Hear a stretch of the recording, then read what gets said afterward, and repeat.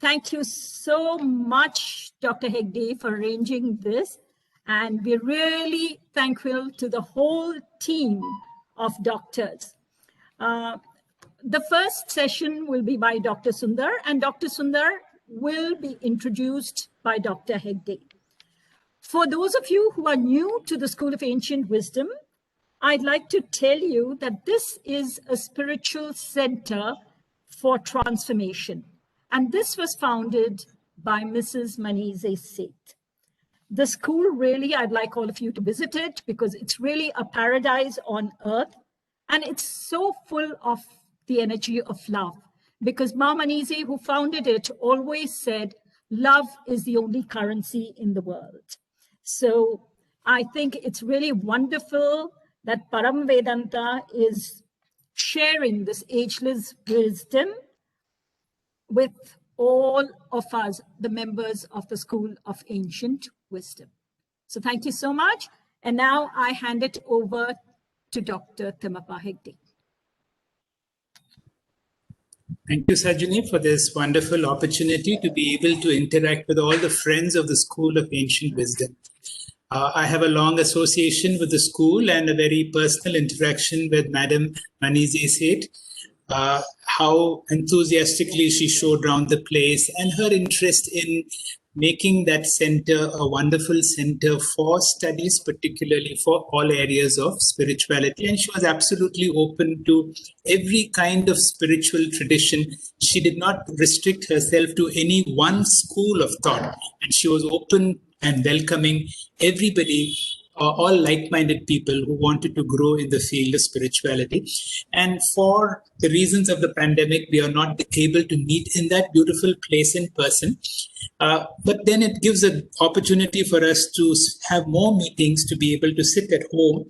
And Sajani has suggested, has given us an opportunity. We in Param Vedanta are keenly interested in the study of Vedanta, and we believe in studying Vedanta by a self-help group where each person takes a particular topic and then plays the role of a teacher. And by doing so, when you play the role of a teacher, you have to do so much preparation for a particular class that you become over a period of time an expert in that field. Fortunately for us, by this sort of training, we have many people who are very talented. And when Sajani asked me this, I said, we have so many of us. If you can give us a topic, we will cover it by 10 of our speakers.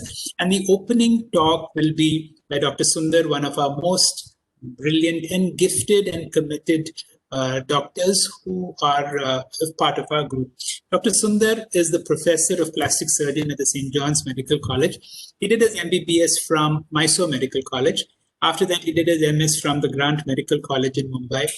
Following his MS, he did his MCH, super specialized training in plastic surgery. And since then, he's been on the faculty and has grown to be a professor and highly skilled in an area of microvascular reconstructive surgery. Sometimes when the fingers are chopped off, you need to anastomose the artery, the veins, the tendons, the nerves. These are very painstaking jobs, which is a microsurgical job. Each operation runs into 8 hours and 10 hours of meticulous work. Sometimes after major cancer surgery, the cancer surgeon does the surgery, removes the tumor and removes everything around.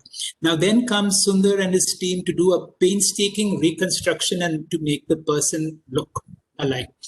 Dr. Sundar's wife is a professor of neurology at NIMHANS, and through our study group, he's grown to be an exceedingly wonderful teacher in all areas of Vedanta, particularly in Bhagavad Gita. The topic that he has chosen to speak today is about Purushartha and Shastra. He will explain to you, but still I will tell you. Purushartha means, as human beings, what should be our real goal? What is our ultimate goal? And once we are pointed to what is our ultimate goal, what is the source material? What is the reference material? What are the guidelines? And there we have our Shastras or the great tradition. With that, in addition, Sajani made another request. He says, can you also include some form of a prayer? And I said, yes, with great joy. We said we'll begin and conclude with a Vedantic mantra. The concluding mantra will be common for all classes. It will be the beautiful mantra, Purnamada.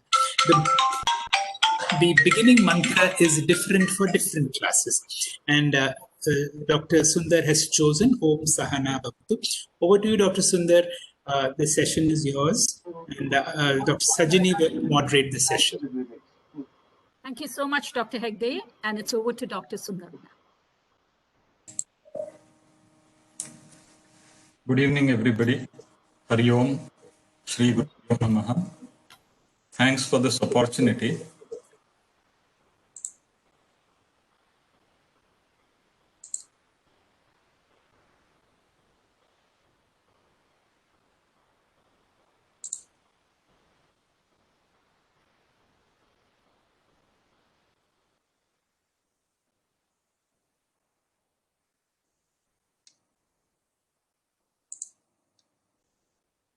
We're not able to hear you, Sundar. Yes, sir. The screen share just happened, sir.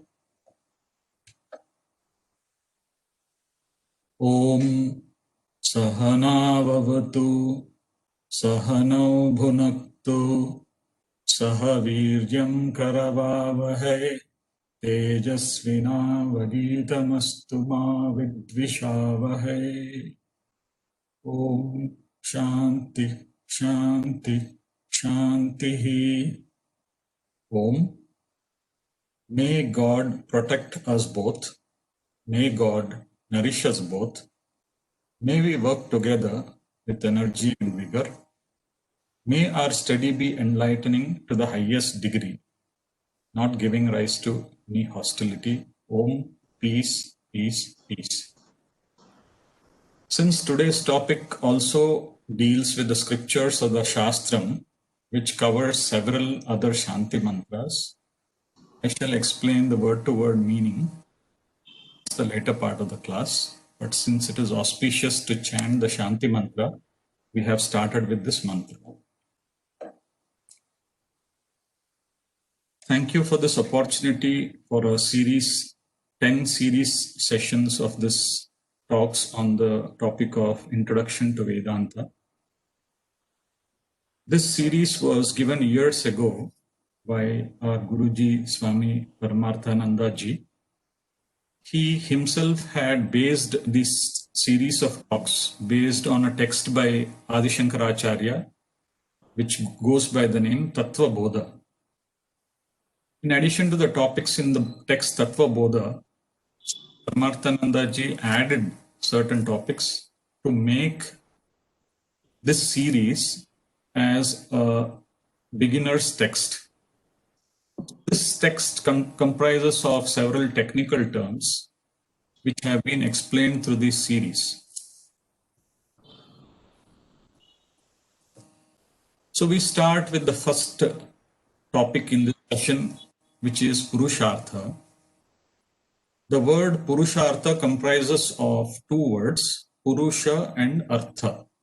Purusha here means Manushya or human beings, and Artha means goal or destination.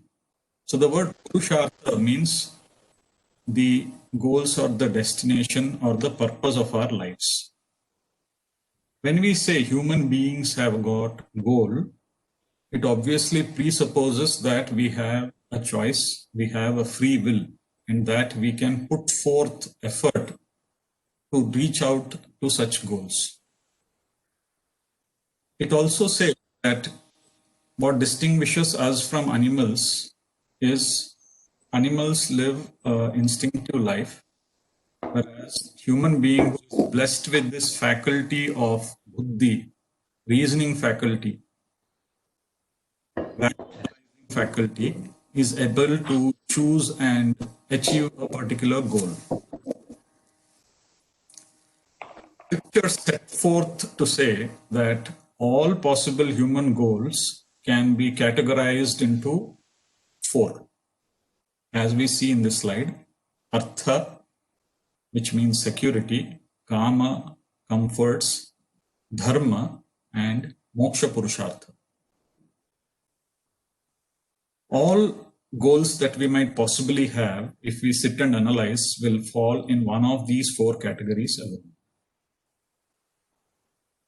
At the most basic level, man tends to pursue what he wants for his security. So the pursuit of such goals which give us security goes by the name artha. And this comprises of basic needs like food, shelter, clothing, health. And here, essentially, man is trying to get rid of his problems. So artha has a goal is for dukkha nivritti, to get rid of problems which he may face for survival.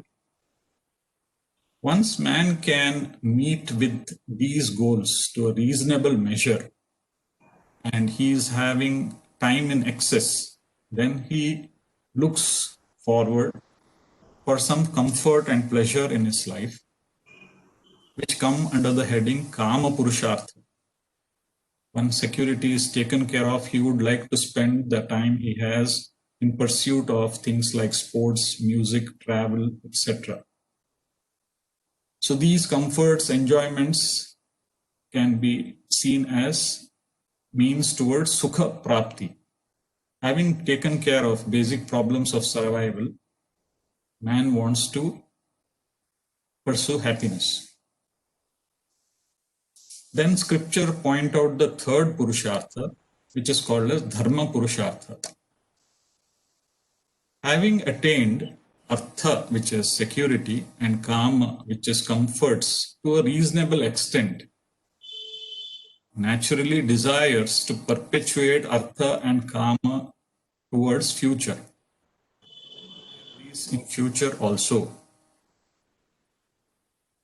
So as a religious person, one knows that if he does good deeds, he can accumulate punyam, which is a means like a currency to get to those kama and artha purusharthas for future also. This punyam is an intangible thing. Dharma is also called as adristam. It also goes by the words good fortune or good luck. So these are endeavors to get kama and artha in future also. Before we go to the fourth purushartha, which is called as moksha, combine the previous three, which is artha, kama and dharma, together under one heading, which is called preyas. The scriptures say that these three together can also be called as worldly goals. The scriptures do so by pointing out that there are certain common variables among these three purusharthas. The scriptures say that they have certain doshas or they have certain defects. Normally, we are busy with artha and kama. Maybe we are busy with dharma also. So the scriptures ring a warning bell here to point to us that there are certain defects in these. So let us see what are the defects or the limitations with these. Swami Paramarthananda ji describes this with the acronym BAD, B-A-D. B is Bhandakatvam, A is Atriptikaratvam, and D is Dukkha Mushritatvam. Let us examine at these in detail because they are relevant for us to understand the futility or limitation of these. When we say Dukkha Mishritatvam, what is explained here is in all these three goals, there is struggle involved in acquiring them. Having acquired them, there is struggle involved in sustaining them, maintaining them. There is a fear of losing them, and nothing is permanent. So eventually what I have acquired as artha or kama, I lose, and that brings in sorrow. So although with my efforts, I may have acquired a lot in terms of artha, kama and dharma, it is not happiness and happiness throughout. It is admixed with sorrow. There is no consistent happiness. Therefore, these goals are described as dukkha mishritatvam. The second dosha is atriptikaratvam. How much ever I may accumulate in terms of dharma, artha and kama, they don't give me a sense of contentment, fulfillment, tripti or nimmadi. I look out for more. So this sense of lack of fulfillment is atriptikaratvam. The third thing is bandhakatvam or bondage. Before we acquire certain things in terms of artha and kama, we are comfortable, but once we acquire them, we cannot live without them. What was luxury earlier now becomes a necessity. So I lose my freedom to these things because they have now become a necessity. So this lack of freedom is called as bandhakatvam. So the scriptures point out that these three goals that we normally set out have got certain doshas. And this also is an experience for a person who is observant of what he has accomplished in his life. An intelligent person realizes that from the point of view of society, I have been successful. I have accumulated a lot of dharma, artha and kama. However, that fulfillment, contentment is elusive. So he might question himself, is there any other way that I could have gone about my life? Am I missing something? Is there lasting happiness, peace, and security possible at all?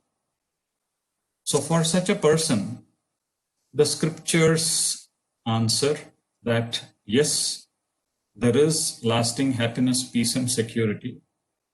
And scriptures make a startling revelation that this lasting happiness, peace, and security is not just there. It says that it is within you. And the scriptures go on to say that it is within you only. And scriptures present such happiness, peace, and security as the moksha purushartha. If we saw preyas, the earlier three, as worldly goal, the scriptures present shreyas, moksha purushartha, as the goal as God. The scriptures present this fourth goal as parama purushartha, because it is through this goal that one can attain to his fullest potential. A simple definition in the context of dharma, artha, kama for moksha would be that this person is comfortable whether there are dharma, artha, kama, purushartha or not, whether they are present or not. He is having an inner sense of fulfillment, which expresses as mental strength, emotional strength, mental immunity, mental resistance, mental toughness, or inner strength, or you may call it as inner peace. So this person, because of the sense of fulfillment, contentment, or in Sanskrit, purnatvam, doesn't crave any more for dharma, artha, kama, purushartha.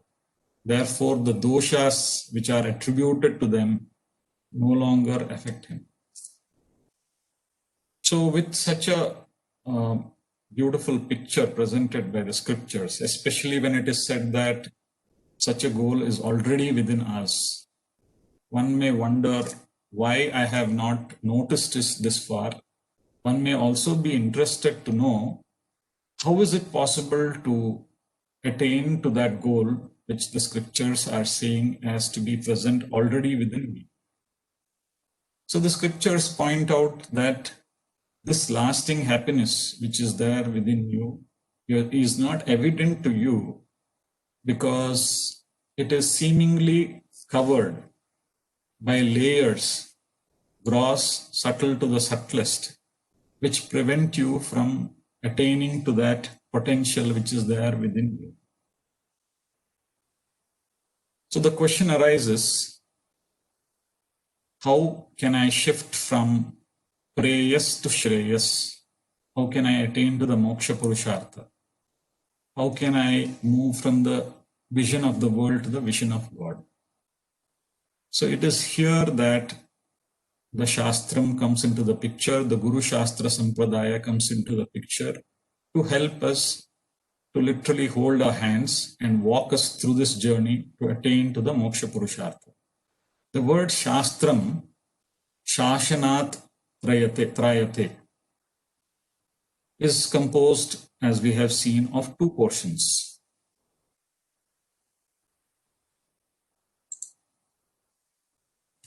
So, Shas refers to command or to teach, and Tram refers to attainment of a kind of protection thereby.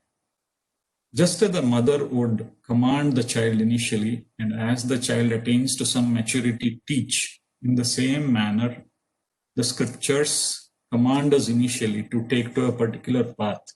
And when there is certain maturity, the scriptures teach us. And by giving us the self-knowledge, protect us from the problem of samsara, of ignorance. Swami Paramarthananda Ji describes the body of scriptural literature as comprising of several layers.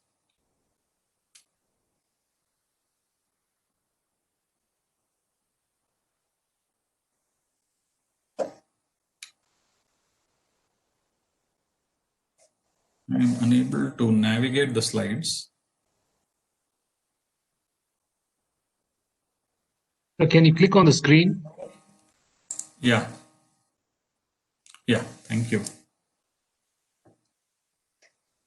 So as I said, Swami Paramarthananda Ji describes the body of scriptural literature in 6 layers. So let us look at these in a little more detail. So the 6 layers are Vedas or Shruti, Sutras, Smritis, Puranas, Itihasa, and Bhashyan. The Vedas form the most foundational layer in the entire body of our scriptural literature. The Vedas are seen as revelations from God.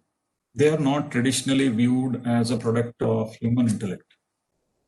So when we say they are revelations from God, it is said that ancient rishis, in their depths of meditation, due to their purity of mind, were able to get this revelations from the God. And subsequently, it has been passed on through the generations by word of mouth, by hearing, by Karana Parampara. Therefore, these are called as Shruti or heard literature. As we see here, as we have studied from our school days, the Vedas were categorized into 4, Rig Veda, Sama Veda, Yajur, and Tharva Veda by Vyasacharya and his students. The Vedas can be divided into 2, Veda Purva Bhaga and Veda Anta Bhaga. Another way of dividing is into 4, the mantra or the Samhita Bhaga, which houses the Shanti parts, including the one we chanted in the beginning of this class. The second portion is Brahmana Bhaga or the Karma Kanda. The third portion is Aranyaka Bhaga or Upasana Kanda.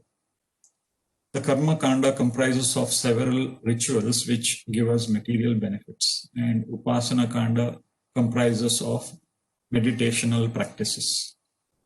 The final portion is called as Veda Anta, Jnana Kanda, or Upanishad.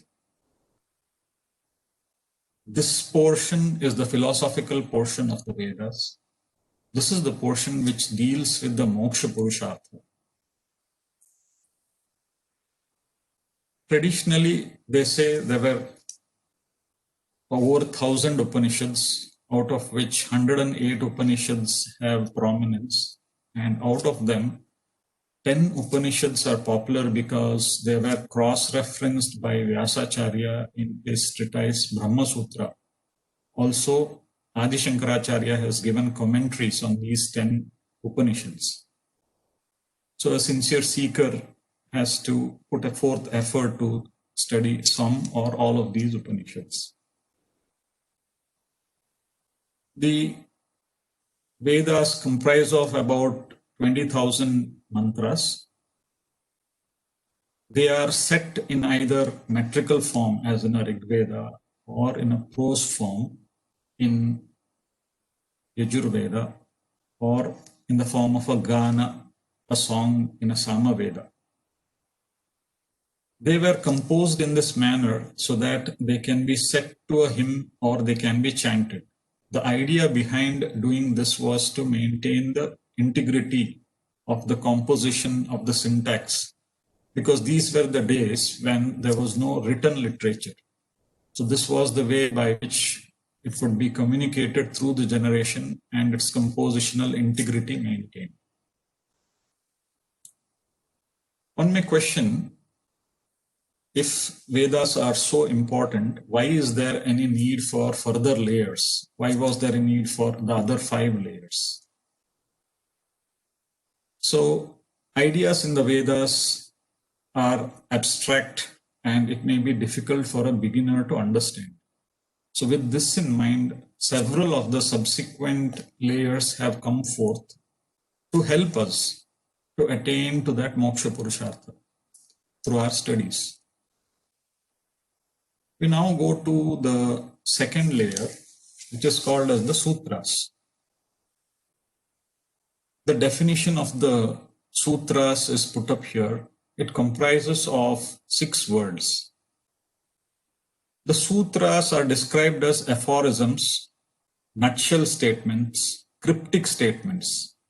So they are packed with information in a sentence. So alpaksharam means that it's very brief.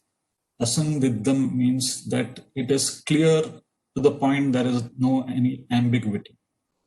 Saravat means it is pregnant with information. Vishvato Mukham means it is multifaceted. Asthobhyam means it is free from unnecessary glorification. And Anavadyam means it is free from any deficiencies or defects. So with this 6-point definition, the sutras were set.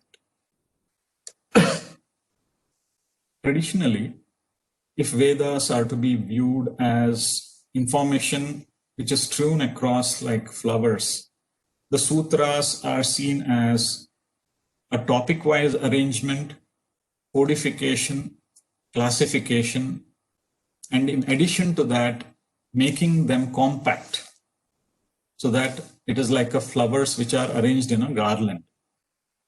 The reason for making them compact or cryptic was that if a lot of information is packed in a short statement, it is easier to remember and transmit the short statement through the word of mouth as compared to a paragraph or a page. An example for the sutra is the Brahma Sutra. Now we go to the third layer, which is called as Smriti. Smriti because it is remembered literature. So the ancient sages, they had the Vedas, they had the sutras with them, and they kind of reflected upon them, and they came out with this third layer, which is described as Smriti. Here again, we see a topic-wise arrangement and categorization. So it is codified and it is classified. But in addition, unlike a sutra, where the effort was to make it compact, in the case of a Smriti, there was some elbow room to expand, to elaborate, to explain certain nuances in the previous layers.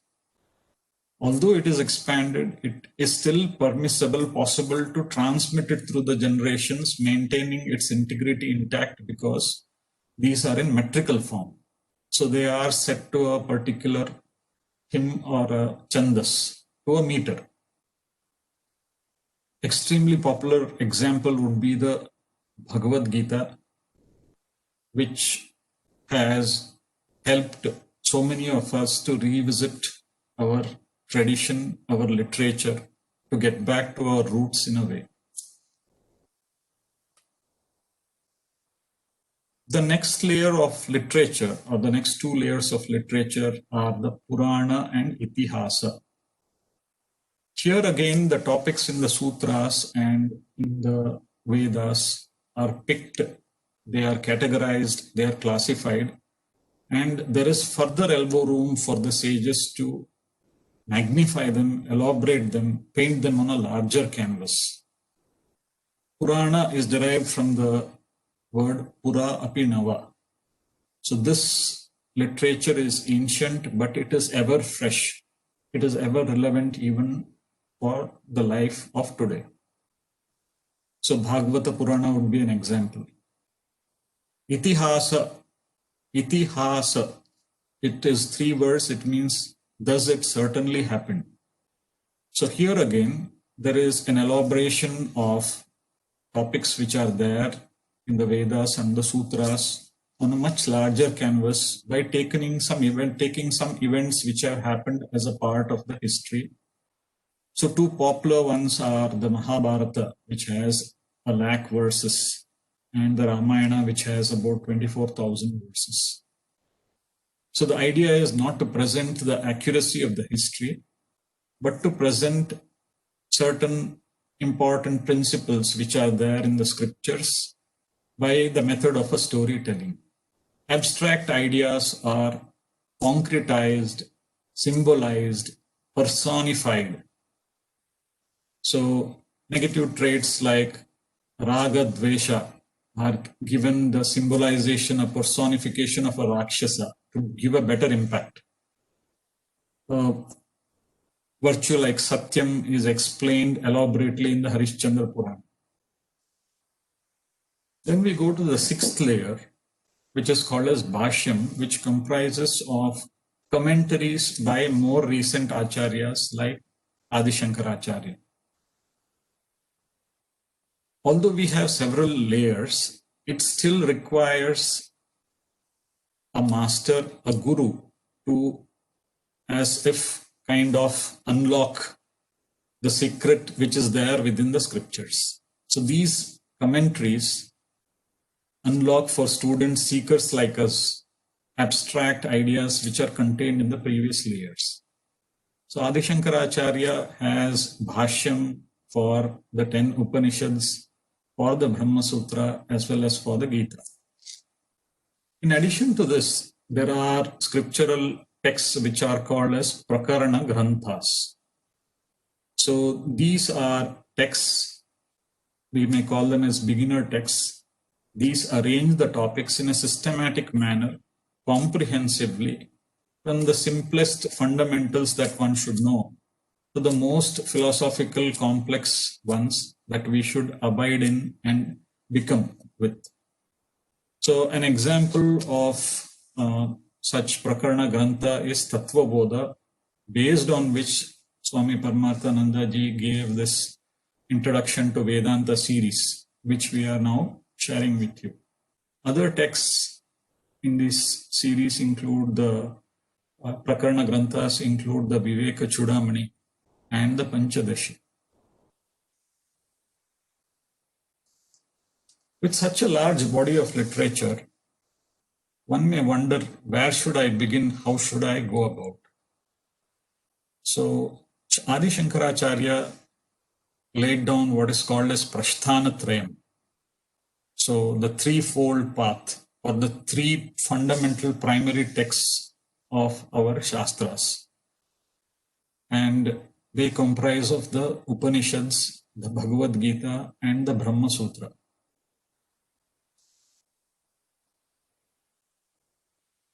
So I said earlier that the first portion of the Upanishads, first portions of the Vedas, comprises of the Mantra Bhaga, which houses the Shanti Mantras. So this chart gives the 4 Vedas and the Upanishads in the 4 Vedas and the Shanti Mantras which are attached to them. The Shukla Yajurveda houses the popular Isavasya Brihadaranyaka Upanishad, and the Shanti Mantra is Om Purnamada. Krishna Yajurveda comprises of a Katha Taittiriya Upanishad with the Shamno Mitra and the Sahana Vavatu Shanti mantra, which we chanted. The Atharva Veda comprises of Munda Mandukya Prashna Kaivalyopanishada, and the Shanti mantras are Om Bhadram Karnebihi. Sama Veda comprises of the Upanishads Kena and Chandogya, and the Shanti mantra is Om Apyayantu Mamam. Rig Veda has Aitreya Upanishad with the Shanti part Om Me Manasi.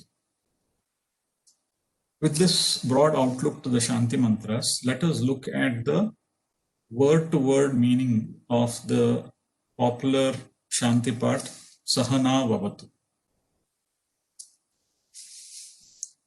Om Saha. Sa here means the pronoun he, and her, which is associated with sa to form the word saha, gives emphasis. Her gives emphasis to the pronoun sa or he. Normally, a pronoun addresses multiple nouns. So when we say he in a normal course of events, it is a pronoun for any of the names which refer to the male gender. Here the pronoun with that emphasis means to that pronoun in which is included all what can be said as noun. So it is he with a capital H. It is a reference to Bhagavan. It is reference to God as a pronoun which includes, which encompasses all nouns. So we are praying to that Bhagavan. Now Avatu. Now refers to us both. So this is a prayer where the student and the teacher are praying together before the commencement of a class, before the commencement of the study of a scriptural text. So this is a prayer to God asking for both the teacher as well as the student. Avatu means protect. So the first line means, O God, may you protect us both. Normally, protect is used to ward off some physical event which might harm me. But here the word avatu has a more profound meaning. Here it is a prayer to God to bless me so that I am protected from ignorance. I am protected from spiritual ignorance. I am protected from wrong understanding about myself, wrong understanding about the world.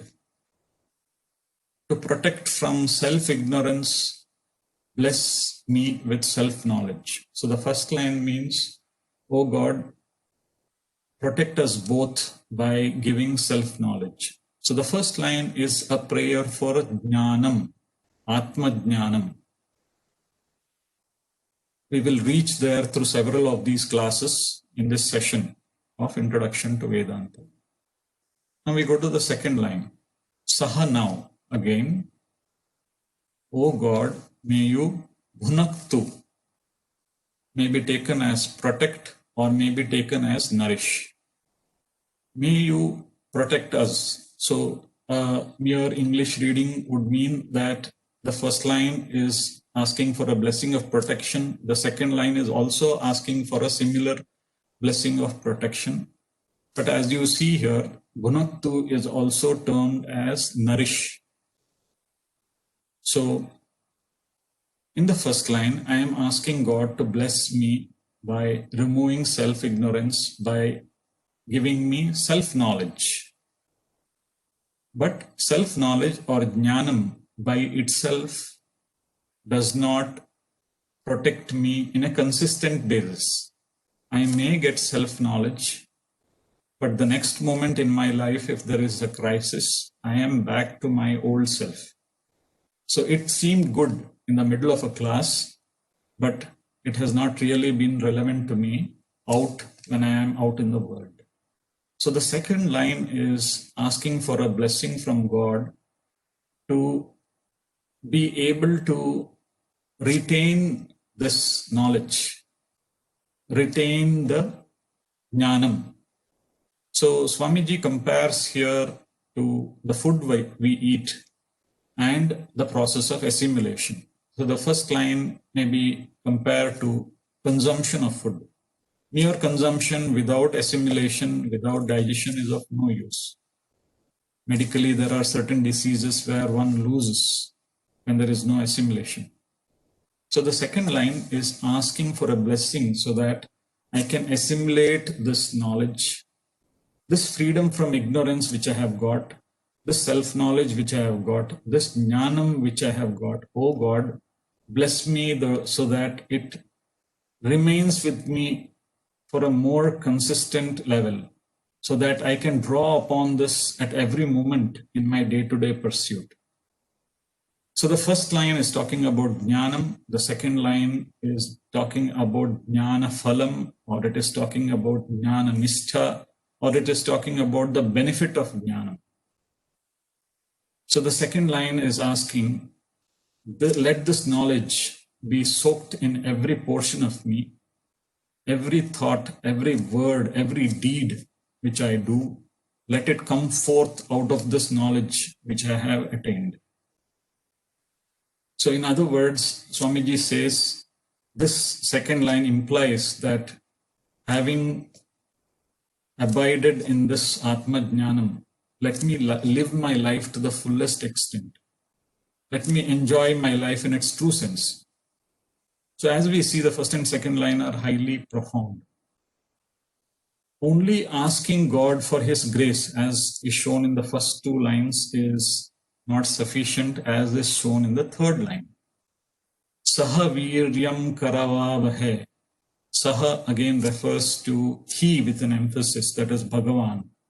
Oh God, bless me so that viryam karavavahe, we both, that is the student and the teacher, may we put forth the required effort to attain to the jnanam and jnananistha, which is talked about in the first two lines. The fourth line, tejasvina adhitamastu.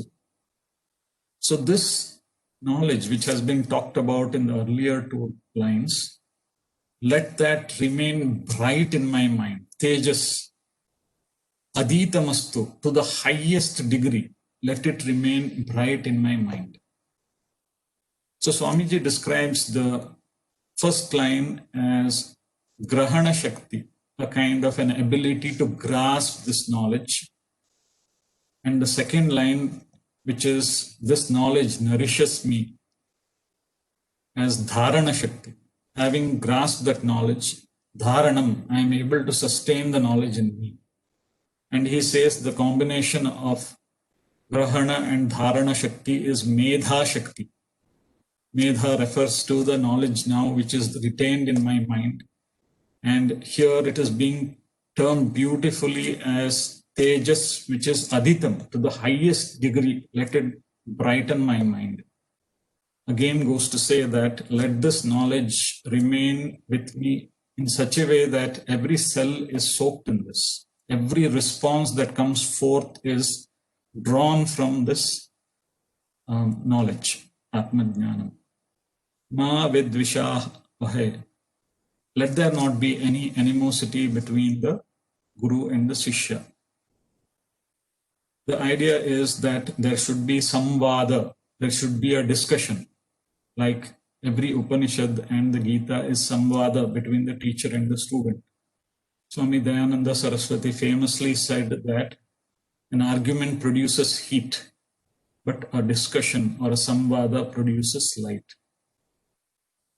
Finally, this mantra ends with freedom from obstacles. The first Shanti refers to freedom from obstacles within me, either in the form of a mental ailment or a physical ailment.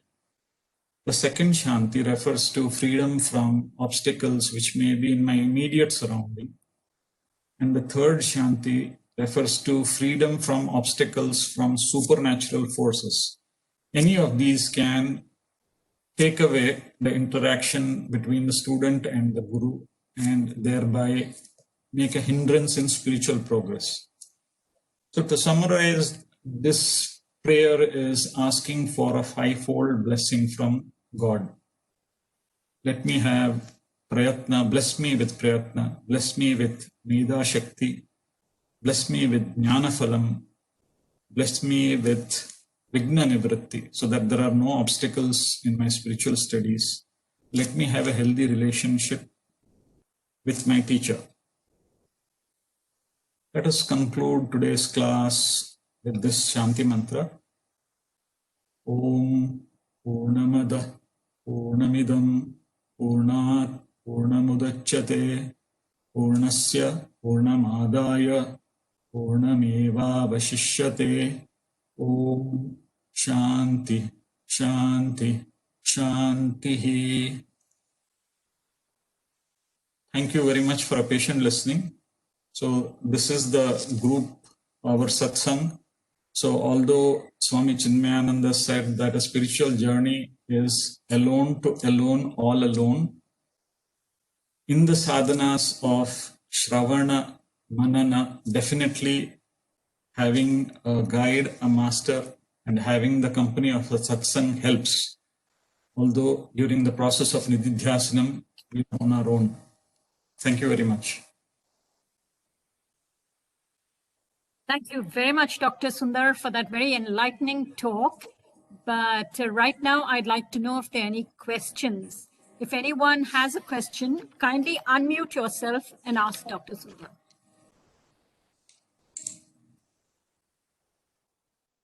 Yes?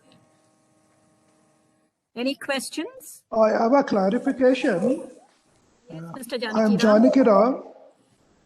About the 5 factors which were shown at the end for benefiting from the study. What is the role of grace and what is the role of karma? So I would take your, I will rephrase your question as what is the role of anugraha and what is the role of prayatna. So if you saw the mantra on the slide there, on the background was a bird which had got 2 wings.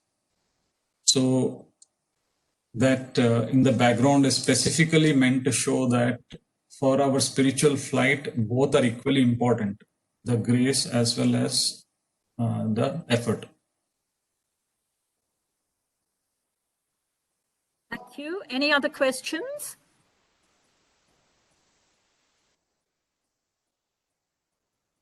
A small question. Will this slide be available to us? Yeah, sure.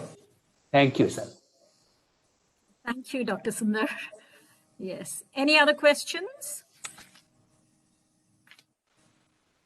All right. I don't think there are. Dr. Hegde, would you like to say something before we close it? I'd like you to say something.